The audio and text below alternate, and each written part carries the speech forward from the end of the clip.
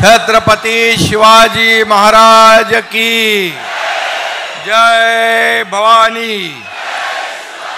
Bharat Ratna doctor Babasaheb आंबेडकरांचा हे महायुतीचा आता विधानसभेच्या निवडणुका जिंकेपर्यंत काय महायुतीचा। सगळ्यांनी बरोबर लक्षात ठेवा। आजच्या महायुती झालं परत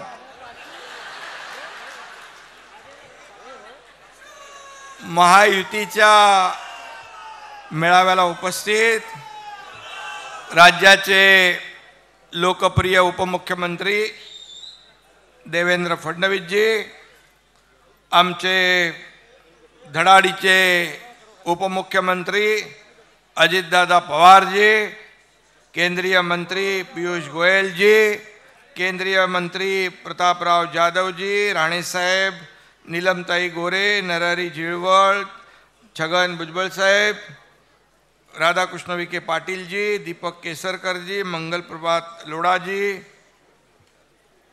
उदय सामंत, विजय गावितजी, रवींद्र चव्हाण, संजय बनसोडे, सुनील तटकरे, आनंदराव आडसूळ, आशिष शेलार, पंकजाताई मुंडे, रुपालीताई चाकणकर, भावनाताई गवळी, जयदीप कवाडे, चित्राताई वाघ, व्यासपीठावर सर्व मान्यवर।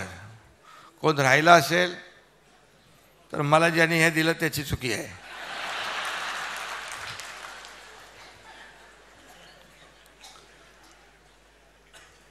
खरं म्हणजे आज खालचं पण सभागृह भरलंय, फर्स्ट सेकंड थर्ड सगळं भरलेलं आहे आणि बाहेरही आहेत। बाहर इससे ज़्यादा है। अच्छा, बाहेर याच्यापेक्षा जास्ती आहे, स्क्रीन लावली ना। पण अगदी शॉर्ट नोटीसवर एवढ्या मोठ्या संख्येने महायुतीचे कार्यकर्ते उपस्थित झाले, त्याबद्दल मी आपल्या सगळ्यांचं मनापासून स्वागत करतो, मनापासून आपल्याला धन्यवाद देतो। सर्व खासदार आहेत, सर्व आमदार आहेत, पदाधिकारी, सर्व जिल्हा प्रमुख, जिल्हाध्यक्ष, तालुकाध्यक्ष, शहराध्यक्ष, महिला आघाडी, युवा सेना, सर्वच कार्यकर्ते।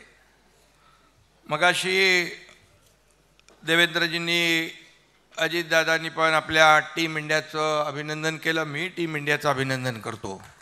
अतिशय आपण काल त्यांचं विधान भवनामध्ये स्वागत केलं, अभिनंदन केलं आणि देवेंद्रजी म्हणाले की कधी काय कोण आउट होईल, कधी कोण सरकार बनवेल, काहीच पता नसतो। खरं म्हणजे त्यांनाही माहीत नव्हतं की महाविकास आघाडीचं सरकार स्थापन होईल, कारण लोकांनी जनतेने कौल दिला होता महायुतीला। परंतु महाविकास आघाडीला माहीत नव्हतं की आपलं सरकार जाईल आणि महायुतीचं सरकार येईल। त्यामुळे मी आपल्याला एक शेर ऐकवतो।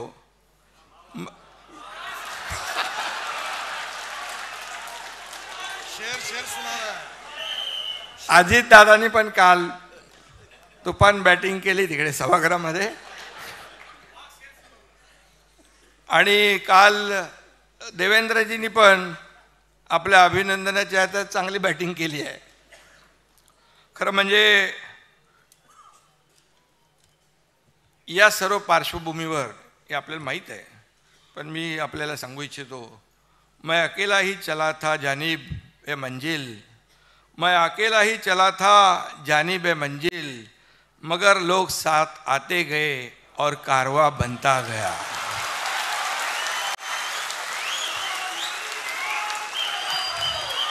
अरे अभी अपना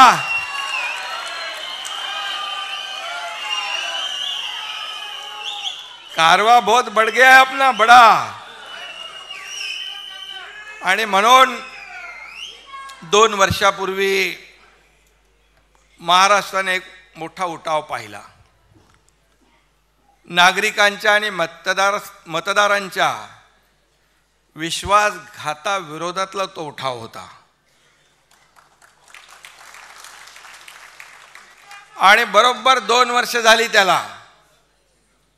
मी मगाशी म्हटलं त्याप्रमाणे आम्ही एक धाडसी निर्णय घेतला. जे लोकांच्या मनातलं सरकार पाहिजे होतं, महायुतीचं पाहिजे होतं, वैचारिक भूमिकेतलं पाहिजे होतं, बाळासाहेबांच्या विचारांचं पाहिजे होतं, ते सरकार स्थापन केलं. 50 लोक सोबत होते, 13 खासदार नंतर आले. त्यानंतर हजारो लाखो पदाधिकारी आणि शिवसैनिक सोबत आले. मी या ठिकाणी सांगू इच्छितो, उपमुख्यमंत्री देवेंद्रजी यांची देखील मला भक्कम साथ लाभली, सहकार्य लाभलं.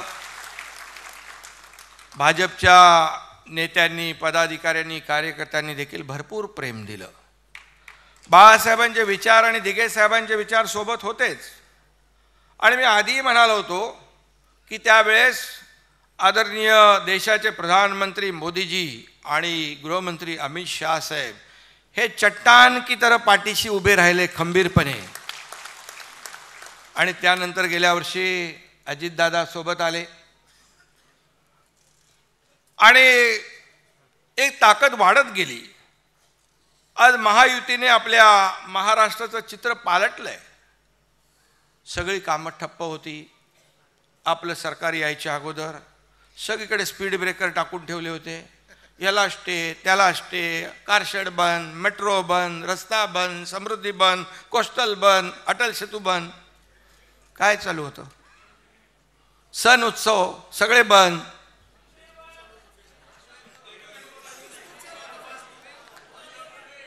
एकच चालू होतं, फेसबुक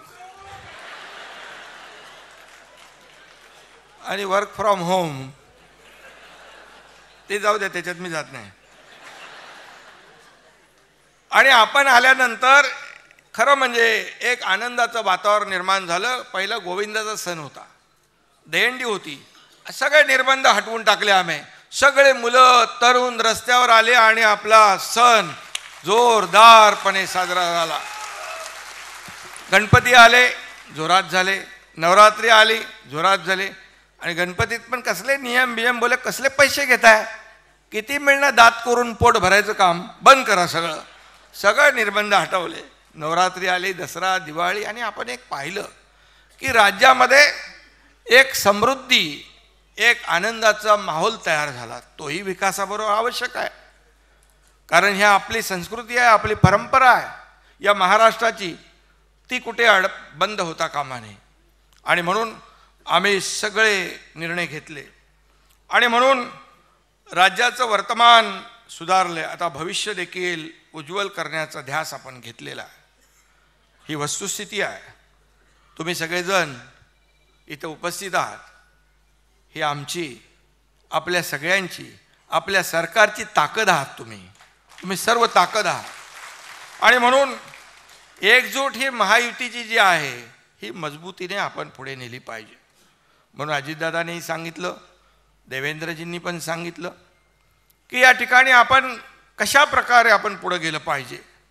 आता एकजूट महत्त्वाची आहे आणि ती आपण दाखवण्याचा प्रयत्न आपण या ठिकाणी केला पाहिजे.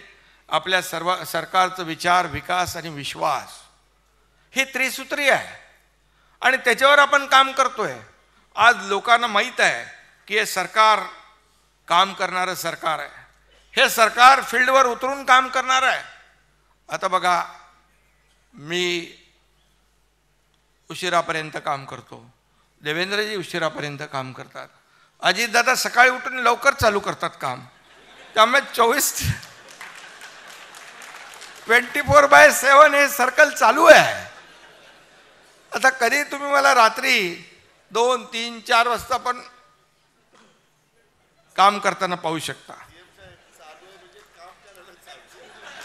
काम चालू आहे, काम सुरू आहे आणि लोकांनी देखील मान्य केलंय हे सरकार काम करणार आहे. आणि प्रधानमंत्री महोदयांनी पण त्याच्यावर शिक्कामोर्तब केलेलं आहे. हे आपल्यासाठी मोठी बाब आहे, अभिमानाची, आनंदाची आहे. हे सरकार लोकांचं आहे. मी नेहमी काय सांगतो, हे सर्वसामान्यांचं सरकार आहे, गोर गरिबांचं आहे, शेतकऱ्यांचं आहे, कष्टकऱ्यांचं आहे, माझ्या माता भगिनींचं आहे, माझ्या बांधवांचं आहे, युवकांचं आहे, ज्येष्ठांचं आहे, सगळ्यांचं, वारकऱ्यांचं आहे. आणि हे सरकार जसं आपण सर्वसामान्यांचं म्हणतो तसंच गेले 2 वर्ष जर आपण पाहिलं तर आमच्या कॅबिनेटमध्ये एकही असा कुठलाही निर्णय वैयक्तिक लाभाचा आम्ही घेतला नाही. एकही निर्णय. जे निर्णय घेतले, सुरुवातीला तर मी आणि देवेंद्रजी दोघंच होतो, शपथ घेतली आणि कॅबिनेट घ्यायची असते, तोही निर्णय तुम्ही बघा शेतकऱ्यांसाठीच आम्ही पहिला निर्णय पहिल्या कॅबिनेटमध्ये घेतला. त्यामुळे आम्हाला वैयक्तिक काहीच नाही आहे. आम्हाला एकच आहे, या राज्यातला सर्वसामान्य माणूस सुखी झाला पाहिजे. या राज्यातलं माझी माता भगिनी, माझा शेतकरी, कष्टकरी, त्याला चांगले दिवस आले पाहिजे, त्याच्या आयुष्यामध्ये बदल घडला पाहिजे. आणि म्हणून सोन्याचा चमचा घेऊन आम्ही जन्माला नाही आलो, परंतु या राज्यातल्या सर्वसामान्य माणसाच्या आयुष्याचं सोनं करण्याचं काम आम्ही नक्की करणार. आणि ते आम्ही प्रयत्न करतोय. 2 वर्ष कशी गेली कळली नाहीत, मोठा पल्ला गाठलाय. 2 वर्ष हा तसं बघायला गेला तर कमी कालावधी आहे. 2.5 वर्ष अगोदरची आणि 2 वर्ष ही जर तुलना तुम्ही केली तर सहज तुम्हाला कळेल की आम्ही कुठे किती निर्णय घेतले, काय निर्णय घेतले, कुणासाठी निर्णय घेतले, हे आपल्याला कळेल. आणि हेच निर्णय आपल्याला लोकांपर्यंत पोहोचवायचं आहे. किती विरोधकांनी आटापिटा केला, सरकार स्थापन झाल्यापासून सरकार पडेल, सरकार पडेल, सरकार पडेल. महिन्यात पडेल, 2 महिन्यात पडेल, पण सरकार काय पडलं नाही. पण सरकारची कामगिरी पाहून विरोधकांचे चेहरे मात्र पडले. आणि ज्या योजना आपण जाहीर केल्या कल्याणकारी परवाच्या दिवशी, त्या बघून तो विरोधकांचे चेहरे बघण्यासारखे होते, एकदम पांढरे फटाक झाले होते. काय करायचं, काय बोलायचं, काय टीका करायची हे सुचत नव्हतं त्यांना. त्यांना अनपेक्षित होतं, हे सगळं अपेक्षित नव्हतं. पण आम्ही तिघांनी ठरवलं होतं, एकदम मोठा बॉम्बनी, मोठं म्हणजे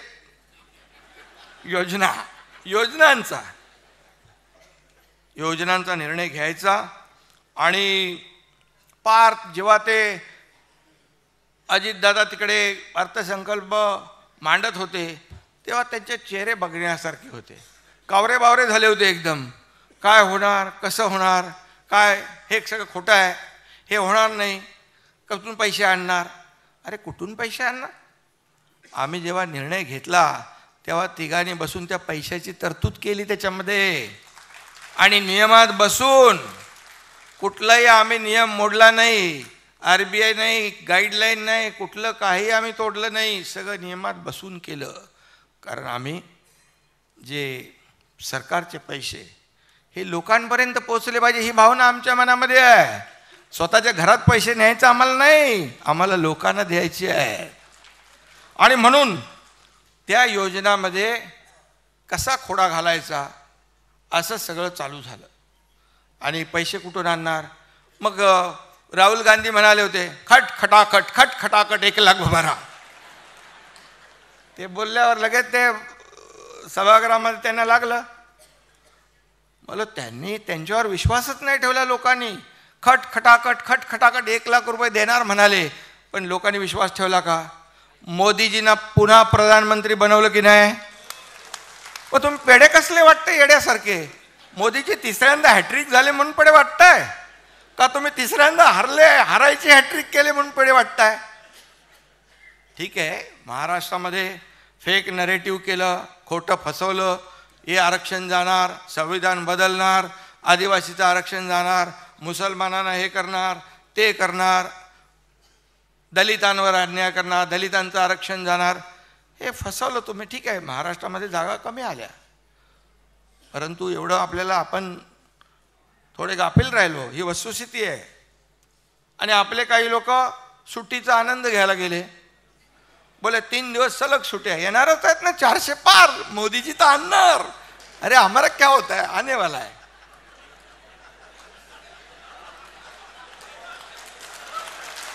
आणि तुम्ही सगळे राहिले एकदम गाफील.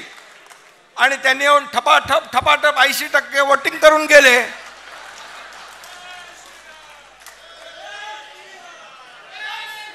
म्हणजे बघा, याच्यातून शिकण्यासारखं आहे.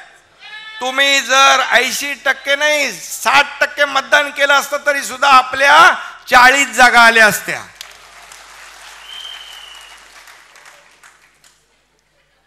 आणि म्हणून पण एकदाच फसवताय नाही फसव. आणि एकदाच माणूस फसतो. आता शाणे झालो आपण सगळे. झालं ना तुम्ही पक्का. आणि म्हणून मोदीजी प्रधानमंत्री झाले. आता आपल्याला देशाला पुढे नेतील. कारण शेवटी आज कोणीतरी म्हणालं मोदीजींवर काय भ्रष्टाचाराचा आरोप केला. बोले कोण नाना पटोले का काहीतरी म्हणाले भ्रष्टाचारचे काय सरदार, भ्रष्टाचाराचे सरदार. अरे तुम्हाला बोलायचा अधिकार आहे का? हा, डोक्यावर पडलाय कशावर पडलाय? नाही, अरे तुम्ही त्याच्यामध्ये आरोप करता. तुमच्या बुडाखाली काय जळते ते पहिलं बघा. तुम्ही पहिलं तर आत्मपरीक्षण करा. बोपोर पासून चाऱ्यापर्यंत सगळे शेणात पण पैसे खाल्ले तुम्ही. कोळसा सगळे खाल्ले ना. मोदीजींवर 10 वर्षात एक तरी भ्रष्टाचाराचा डाग लागलाय का? लागलाय का? तुम्हाला अधिकार काय? आणि म्हणून तो जाऊ दे, त्याचं काय नाव घेतो. आणि म्हणून मी सांगतो की मोदीजी पुन्हा बनलेत प्रधानमंत्री. आम्ही सांगत होतो पियुष गोयल साहेबांना, आता तुम्ही मुंबईचे मंत्री आहात. आता आपल्याला मोदी साहेबांना, अमित भाईंना आपले जे काही इथे विषय जे राहिलेले आहेत, कांदा बिंदा काय असेल तो, आता फुल प्रूफ काम करायचं आहे. आता संधी द्यायची. कारण एवढं काम आपण केलंय. त्यामुळे मी सांगतो की आपल्याला बघा, लोक कोणाला मतदान करतात. एकदा लोकसभा जाऊ द्या, ते वेगळं आता झालं ते. पण घरी बसलेल्या लोकांना का काम करणाऱ्या लोकांना मतदान करतात? फील्डवर उतरून काम करणाऱ्यांना का वर्क फ्रॉम होम करणाऱ्यांना? आपलं काय फेसबुक लाईव्ह नाही, डायरेक्ट फेस टू फेस.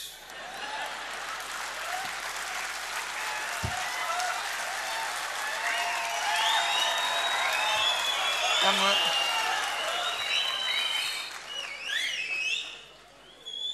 तरी गाफील राहू नका. आता एकदा आपल्याला मार पडली आहे. आता आपल्याला ताक पण तो फुंकून प्यायचं आहे. कारण बघा, आपण एवढी कामं केली आहेत ना. आता किती 1 लाख कोटीचं काय दादा? 1 लाख कोटीचं ना. 1 लाख कोटी, जवळपास 90,000च्या दरम्यान आपण या योजना केल्या शेतकऱ्यासाठी. बघा, तुम्हाला मी सांगतो, हे विरोधक किती खोटं सांगतात. शेतकऱ्याला काय दिलं? शेतकऱ्याच्या तोंडाला पानं पुसली. अरे आतापर्यंतच्या इतिहासात 2 वर्षामध्ये शेतकऱ्यांचा जो काही नुकसान भरपाई आहे, अवकाळी पाऊस आणि गारपीट, याच्यामध्ये अवकाळी आणि गारपीट याच्यात आपण 15,000 कोटी रुपये दिले. 15,000 कोटी. आपण NDRFचे निर्णय बदलले, दुप्पट केले. 2 हेक्टरचे 3 हेक्टर केले. सततच्या पावसामध्ये होणारं नुकसान मिळत नव्हतं, ते आपण द्यायला लागलो. गोगलगायनी केलेलं नुकसान कधी मिळत होतं, ते आपण द्यायला लागलो. आज 1 रुपयामध्ये पीक विमा योजना कधी मिळत होती, ती आपण सुरू केली. मोदी साहेबांनी 6,000 रुपये दिले वर्षाला, त्याच्यामध्ये 6,000 रुपये आणखी आपण भर टाकली. 12,000 रुपये शेतकऱ्याला वर्षाला चालू झाले आता आपल्याकडे. अशा योजना आपण केल्या. 45-50,000 कोटीच्या योजना केल्या. आणि महाविकास आघाडीने जे रेग्युलर कर्जफेड करणाऱ्याला 50,000 रुपये इन्सेंटिव्ह देणार म्हणून घोषणा केली. पैसे दिले का? पैसे आपल्या सरकारने दिले, आपण देतोय, आपण सुरू केले ते. म्हणजे ही घोषणा करायच्या आणि त्याची पूर्तता कुणी करायची? मग तुम्ही आमच्यावर कसं बोलू शकता? आणि म्हणून हे जे काय आज शेतकरी आपला अन्नदाता आहे, त्याला आता आपण दिलं. आज शेती पंपाला आपण वीज माफ करून टाकली, जो मागेल त्याला सोलर. का तुमच्या पोटात दुखतंय?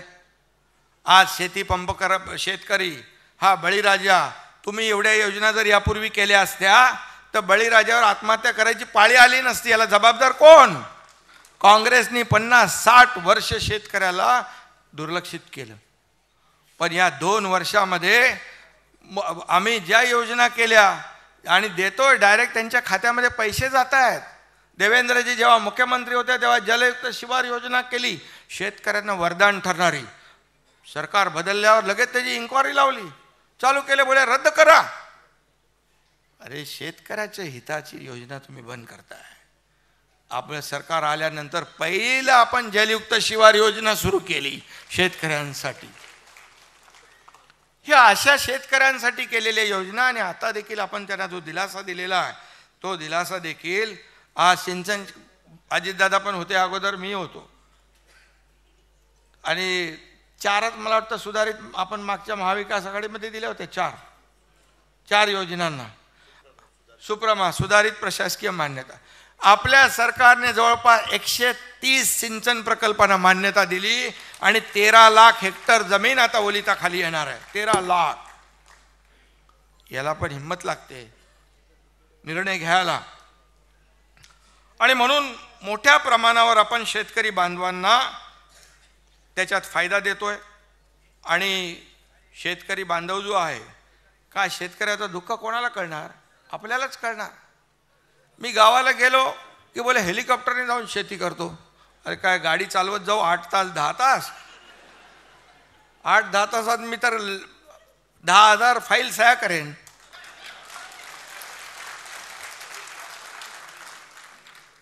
आणि सगळ्यांना माहीत आहे मुख्यमंत्री मदत योजना कुठली आपली ती मुख्यमंत्री सहाय्य योजना. अरे तुम्ही 2 कोटी फक्त दिले. या एकनाथ शिंदेने 250 कोटी रुपये दिले मुख्यमंत्री सहाय्यतेने. आपल्याला माहिती पाहिजे म्हणून मी सांगतो. बघा एकच आहे, मी आरोपाला उत्तर कामातून देतो. आरोप कितीही करा, पण आम्हाला तुम्ही विचलित करू शकत नाही. आमचा फोकस जो आहे कामावर आहे. पण हे काय जे झालंय घडलंय ते तुम्हाला कळलं पाहिजे म्हणून सांगतोय मी. आणि म्हणून शेतकऱ्यालाच शेतकऱ्याचं दुःख कळतं. आणि म्हणूनच आपले सर्वजण बहुतेक लोक आज शेतकऱ्याच्या घरात जन्मलेली आहेत. आणि त्यामुळे आम्ही शेतकऱ्याच्या ज्या योजना आहेत त्याला कधीही हात आकडता घेत नाही. आता आपले मुख्यमंत्री लाडकी बहीण योजना, बोले लगेच सांगितलं लाडका भाऊ आठवला नाही का? आता लाडका भावाला पण आपण दिलाय ना 10 लाख भाऊ आपले, त्यांना आपण 10,000 स्टायपंड महिन्याला. कधी झाली होती योजना? बेरोजगार जे सुशिक्षित बेरोजगार, आता तिथं या लाडकी बहिणींच्या मुळे ती लपून गेली योजना. ती आता बाहेर आपल्याला नीट व्यवस्थित पोचवायला लागेल. तर भावांच्या बद्दल प्रेम कधी असू शकतं, कसं असू शकतं? भावाच्या बद्दल जाऊ द्या, मी बोलत नाही. आणि म्हणून कुणी बोलावं.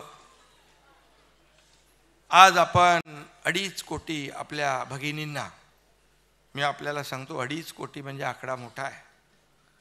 मगाशी देवेंद्रजींनी सांगितलं, अजितदादांनी सांगितलं की कशी आम्ही सोपी करतोय. आता त्यांना असं वाटतंय की ही योजना होऊच नये. आता मला सांगा, पहिले तर विरोध केला आणि मगाशी देवेंद्रजी पण म्हणाले की बाबा ते पण आता सगळीकडे फिरायला लागले. मुंबईतल्या शाखांवर आपल्या नाही बोर्ड लागलेत, मुख्यमंत्री माझी लाडकी बहीण योजना.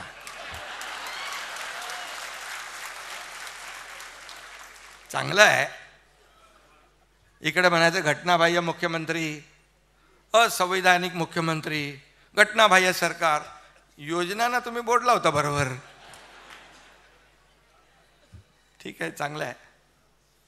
पण किती काय केलं तरी त्या लोकांना माहीत आहे की देणारे कोण आणि घेणारे कोण. त्यामुळे आमचं सरकार हे दोन्ही हाताने देणारं आहे आणि देत राहणार. आज 3 गॅस सिलेंडर. आता बघा, एका घरात 2 भगिनींना आपण देणार म्हणजे 3,000 रुपये महिन्याला, आणि एका बहिणीला 3 गॅस सिलेंडर, हे 6 झाले. आता चिंताच गेली ना पंकजाताई, बरोबर ना? चिंता गेली. चिंता करणारं हे सरकार आहे. कारण आपण बघितलंय आपली आई, आपली भगिनी, आपली पत्नी कसं त्या कसरत करायचे ते लोक, कसं गॅस संपला की काय चिंता व्हायची. आता म्हणून हे सरकार जनतेचं, माझ्या भगिनींचं चिंता करणारी आहे, तुम्हाला टेन्शन तुमचं दूर करणारी आहे. एसटी मध्ये 50% सवलत देऊन टाकली. अरे तोट्यात असलेली एसटी फायद्यात गेली. ज्येष्ठांना आपण मोफत केलंय. आज भगिनींसाठी देखील, या बहिणींसाठी देखील आपण बघा, त्याच्यामध्ये सगळ्यांनाच देतोय ना.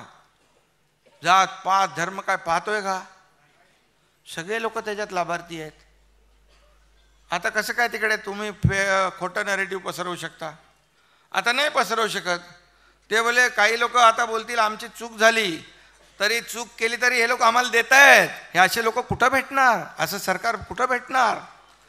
त्यामुळे तुमचं आता खोटारडेपणा चालणार नाही. फक्त एवढंच आहे, कोणाचं ते नाव घेत आहे उगाच,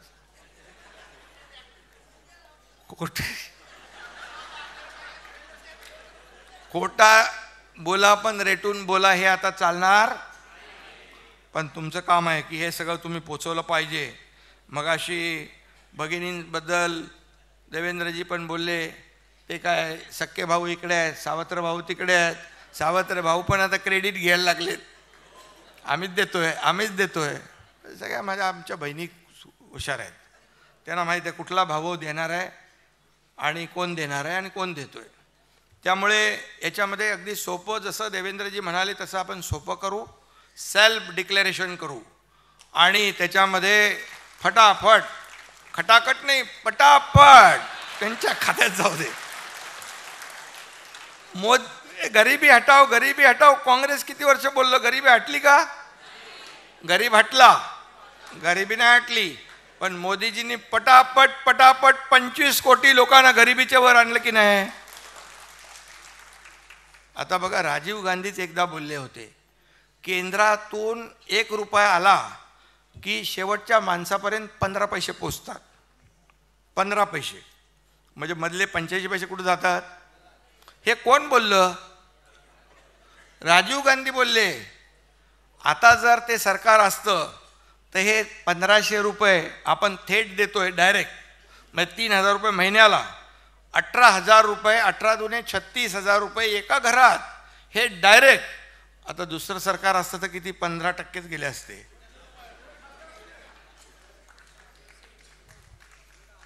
पण त्यामुळे लोकांनाही माहीत आहे की, आणि म्हणून मगाशी सांगितल्याप्रमाणे मधला एजंट कोण एक तलाठीमध्ये त्यांनी काहीतरी पैसे मागितले. मी कलेक्टरला फोन केला, त्याला बोलो डायरेक्ट सस्पेंड कर. सस्पेंड करून थांबवू नको, त्याला जेलमध्ये टाक, डायरेक्ट त्याच्यावर FIR लॉन्च कर.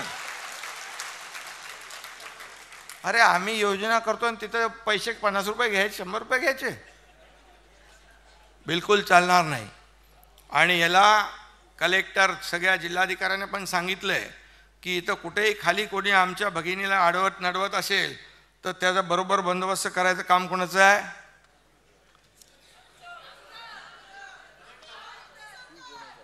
नाही, तुम्हाला पण कोण भेटला असं तर त्याचं आपल्या पद्धतीने करायचं. ते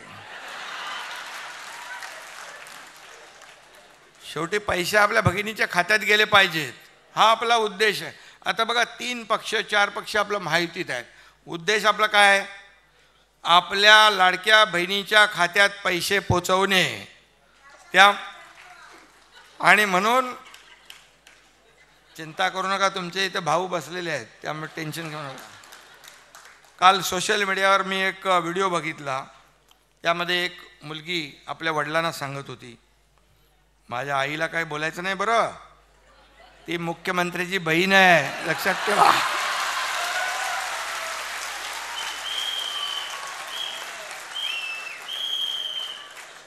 त्यामुळे आता विरोधकांनी देखील समजून जावं. आज एक माहोल बनला आहे, चांगलं वातावरण झालं आहे.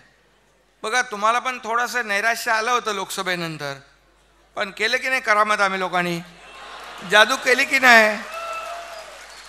आता हे पोचवायचं आहे लोकांपर्यंत, घराघरामध्ये, हे काम तुमचं आहे.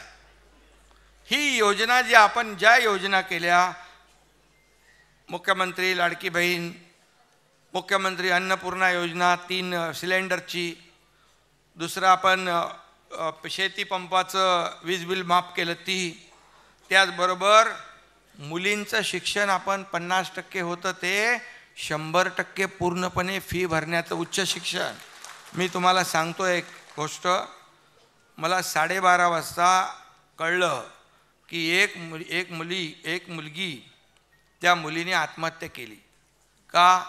50% सरकार भरत होतं, 50% तिच्या वडिलांना देखील भरायची ऐपत नव्हती, त्यामुळे तिने आत्महत्या केली.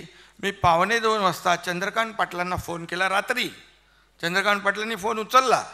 मी त्यांना 1:45 वाजता सांगितलं, असं असं झालेलं आहे, तुम्ही ह्याच्यावर वर्कआउट करा आणि किती पैसे लागत आहेत त्याला पूर्ण 100% माफ करण्यासाठी. आणि आपल्या सरकारने ते 100% मुलींचं शिक्षण मोफत केलेलं आहे. हे पहिलं राज्य आहे. आणि त्यामुळे आपण सगळं जे आहे याच्यामध्ये मुलींचं शिक्षण, आता मुलांना आपण 50% देतोय. मुलांना आता आपण 10,000 रुपयापर्यंत ती आपण अप्रेंटिसशिपचे देतोय.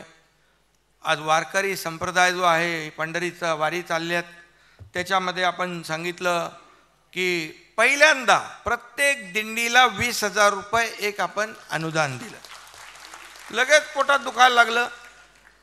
बोले हे काय वारकऱ्यांना अरे ते समाज प्रबोधनाचं काम करतात, दिंडीमध्ये पर्यावरण हे ते विषय घेऊन जातात. आणि वारकरी हा या राज्याचा एक प्रमुख घटक आहे. तुम्ही तर दिलं नाही, पण तुम्ही त्यांच्यावर टीका करायला लागले, सरकारवर टीका करायला लागले. वारकरी बरोबर निवडणुकीत तुमच्यावर करतील काय? त्यामुळे त्यांना त्यांची जागा दाखवतील. त्यानंतर अनेक योजना आपण केल्या. हे सगळे जे योजना आहेत, या सर्व योजना आपण त्यांच्यापर्यंत पोहोचवल्या पाहिजे. आपण सरकारने घेतलेले निर्णय, खास आजची बैठक जी, आजची ही आपली मीटिंग आहे, सभा, फक्त आणि फक्त केवळ आपल्या योजना लोकांपर्यंत, घराघरापर्यंत पोचवण्यासाठी आहे. कार्यकर्ता घरात नाही तर लोकांच्या दारात शोभून दिसतो, हे लक्षात ठेवा आपण. कारण शेवटी तुम्ही एक ताकद आहात आपली. सगळे लोक मगाशी म्हणाले महिला भगिनींची जास्ती जबाबदारी आहे, कारण डायरेक्ट किचनपर्यंत जातात, बांधव थोडे बाहेर थांबतात. मग दोघांनी काम करायचं आपल्याला. सगळ्यांनी या ठिकाणी आपल्याला ह्या योजना ज्या आहेत, या योजना आपण लोकांपर्यंत पोचवल्या पाहिजे. त्यासाठी ही आपली योजना आहे. त्याचबरोबर मी एक दुसरी आपली योजना आहे, मुख्यमंत्री तीर्थदर्शन योजना पण केली. कारण काही आमदार, काही नगरसेवक आपल्या मतदारसंघातले यात्रेकरू, ज्यांना सगळ्यांना शक्य होत नाही यात्रा करणं, मग ते घेऊन जायचे रेल्वेने, बसमधून. आणि मग आपल्या मला वाटतं आमदार प्रताप सरनाईक, राम कदम वगैरे, प्रकाश सुर्वे, या सगळ्यांनी सांगितलं मला की बाबा हे करा. तर ती एक योजना केली, मुख्यमंत्री तीर्थदर्शन योजना ज्येष्ठांसाठी. तर 4 धामा जावे आणि आयुष्य धन्य व्हावे, अशा प्रकारची ती योजना.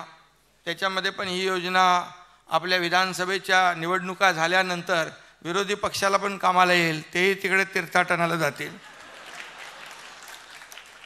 त्यामुळे देवदर्शनाला ज्यांना जायची इच्छा आहे ते देखील जाऊ शकतात. आणि खऱ्या अर्थाने मी सगळ्या योजनांच्या अगोदर आपल्या दोन्ही उपमुख्यमंत्र्यांनी माहिती दिलेली आहे. मी फक्त एवढंच आपल्याला सांगतो की अटीतटीची जी काही आपली सर्वसामान्यांना चांगले दिवस आणणे, त्यांच्या आयुष्यामध्ये बदल घडवणे, त्यांना त्यांचं जीवन सुखकर करणे, यासाठी आपला हा प्रयत्न आहे. त्यामुळे ही जी लढाई आहे या फेक नरेटिव्हवर मागच्या वेळेस त्यांनी काही प्रमाणामध्ये यश मिळवलं आहे, परंतु तुम्ही आता जागृत आहात. या सर्व याला ताबडतोब तिथल्या तिथे उत्तर द्यायचं आहे. हे खोटं आहे, हे खरं आहे, ही जबाबदारी कार्यकर्त्यांची आहे आणि ती आपण पार पाडली पाहिजे. आणि ही जर पार पाडली तरच मग आपण त्यांचे मनसुबे जे आहेत ते धुळीस मिळवू शकतो. त्यांना आपण मगाशी सांगितलं की आपण फक्त किती 20 लाख मतं मिळवली तर आपण किती 220 लाख मतं आपल्याला भारी आहेत का? आता बघा मी तुम्हाला उदाहरण सांगतो. आम्ही उबाटा आणि आम्ही समोर समोर 13 जागा लढलो, 7 जागा पण जिंकलो, धनुष्यबाण 7 जागा. आणि 2 लाख मुंबईमध्ये आपण त्यांच्यापेक्षा जास्ती मतं घेतलेली आहेत. 2 लाख मुंबईमध्ये. हे आता जे काही दुसरी जी वोट बँक काँग्रेसची इकडून तिकडून जमा झाली आहे, थोडी सूज आली आहे, ती सूज निघून जाईल. आणि नक्की यामध्ये आपल्याला त्याच्यामध्ये यश मिळेल. कारण या ज्या काही कल्याणकारी योजना ज्या आहेत त्या आपण घराघरामध्ये पोचवण्यासाठी जीवाचं रान केलं पाहिजे, रात्रीचा दिवस केला पाहिजे. प्रत्येक जिल्हा, प्रत्येक तालुका, प्रत्येक गाव, ग्रामपंचायत इथपर्यंत आपण गेलं पाहिजे. शेवटी तुम्हाला काय काम दिलं आहे? काम म्हणजे तुम्हाला सरकारने 2 वर्षामध्ये एवढी कामं केलीत की तुम्ही ताट मानेने त्यांच्यासमोर जाऊ शकता. तुम्हाला खाली बघण्याची आम्ही काम ठेवलं नाही. सरकारने हे जे निर्णय घेतलेत हे तुम्ही त्यांच्यामध्ये पोचवले पाहिजे, तरुणापर्यंत पोचवलं पाहिजे, शेतात जे काही घाम गाळणारा बळीराजा आहे त्याच्यापर्यंत पोचल्या पाहिजेत, आपल्या लाडक्या बहिणीपर्यंत पोचल्या पाहिजे, ज्याला आपण सुशिक्षित बेरोजगार आहे तरुण त्याच्यापर्यंत आपण पोचवल्या पाहिजे. हाच आपला उद्देश आहे आणि त्यासाठी आपण मेहनत करण्याची आवश्यकता आहे. आणि म्हणूनच मी आपल्याला एवढंच सांगतो की एकजुटीने मगाशी पण सांगितलं, शेवटी निवडणुका आहेत, प्रत्येकाला निवडणूक लढवायची इच्छा असते, पण सरकार आल्यानंतर एखाद्याला तिकीट मिळेल, नाही मिळणार, आणि कुणाला किती जागा हे आपलं त्याच्यावर तुम्ही बिलकुल चर्चाही करता कामा नये. शेवटी सरकार आल्यानंतर सगळं मिळतं आहे, सगळी पदं मिळतात. सरकार आलं तर तुम्ही कसे मंत्रालयामध्ये येऊ शकता, सरकार आपलं नसलं तर काय करणार तुम्हाला? म्हणजे सरकार आपलं आलं की सगळी पदं येतात, सत्ता येते, सगळ्या गोष्टी होतात. आणि त्यामुळे आपण एकच लक्ष ठेवलं पाहिजे की या राज्यामध्ये आपण घेतलेले निर्णय हे लोकाभिमुख आहेत, जनतेच्या हिताचे आहेत. हे पटवून देण्याचं काम त्यांना करायचं असेल तर तुम्हाला घराघरापर्यंत जावं लागेल, लोकांपर्यंत पोचावं लागेल आणि सरकारचं काम त्यांना म्हणजे त्या योजना ज्या आहेत त्याचा लाभ मिळवून द्यावा लागेल. हे आपल्याला करावं लागेल. आणि म्हणूनच ही आजची बैठक आपण घेतलेली आहे. जसं आपल्याला आता हे केंद्राचंही इथं पियुष गोयल जे आहेत, केंद्राचाही आपल्याला सरकारचा फायदा होईल. डबल इंजिन सरकारचा फायदा आपल्याला मागच्या वेळेस झाला. आपल्या अनेक योजना, आपले अनेक प्रस्ताव एकही पैसा कट न करता केंद्राने तसाचं तसे मंजूर केले. त्यामुळे देखील आपण अनेक निर्णय घेतले. आज बघा अटल सेतू, आज बाळासाहेब ठाकरे समृद्धी महामार्ग, आज पुणे मिसिंग लिंक, आज कोस्टल हायवे, किती आपण प्रकल्प केले. नाना पटोले गेले बोले एवढे मोठी भेग पडली, कुठं?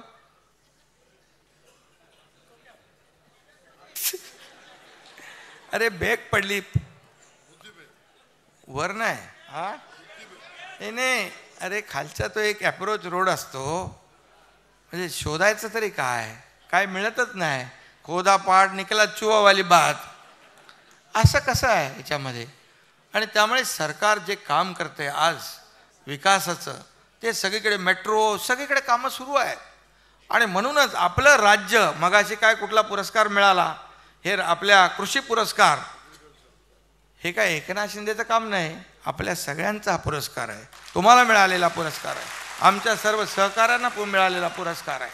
आणि म्हणून गेल्या आपलं राज्य काल या आकडेवारी दिली आपल्या देवेंद्रजींनी पण आणि अजितदादांनी, आपलं हे जे आपलं परदेशी गुंतवणूक पहिलं राज्य आहे, इन्फ्रास्ट्रक्चरमध्ये पहिला नंबर आहे आपला, GDPमध्ये आपण पहिला नंबर आहोत. आणि या सगळ्यामध्ये आपण जेव्हा महायुतीचं सरकार यायच्या अगोदर आपण 3ऱ्या नंबरवर होतो. आणि त्यामुळे आपल्याला ठासून सांगितलं पाहिजे, आपल्याला बिलकुल याच्यामध्ये जे आपण केलं आहे ते सांगितलं पाहिजे. आणि म्हणून मी एवढंच सांगतो, हे तुम्ही जर केलं ना तर त्यांच्या भूलथापांना कोणी बळी पडणार नाही, बिलकुल बळी पडणार नाही. लाडक्या बहिणीला आनंदाची ओवाळणी कोणाला साथ देईल बहीण,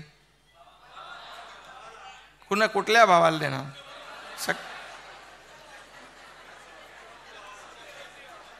त्यामुळे आपले खरे भाऊ आहेत, सरकार त्यांचं आहे आणि आता महायुतीला. आणि म्हणून आपल्याला मी सांगतो, शेतकऱ्यांचा सन्मान करणाऱ्यांना साथ देतील ना, बेरोजगारांना नोकऱ्या देणाऱ्यांना साथ देतील ना. मग हे आपण फक्त लोकांपर्यंत पोचवायचं आहे. आणि हे आपण एवढं केलं तर मला वाटतं येत्या निवडणुकीमध्ये विजय महायुतीचाच आहे. आणि म्हणून आपण एकजुटीने लढूया आणि एकजुटीने जिंकूया, एवढंच आपल्याला सांगतो. पुन्हा एकदा मी आपल्या सगळ्यांना मनापासून धन्यवाद देतो आणि आपलं सगळ्यांचं अभिनंदन करतो. धन्यवाद. जय हिंद, जय महाराष्ट्र.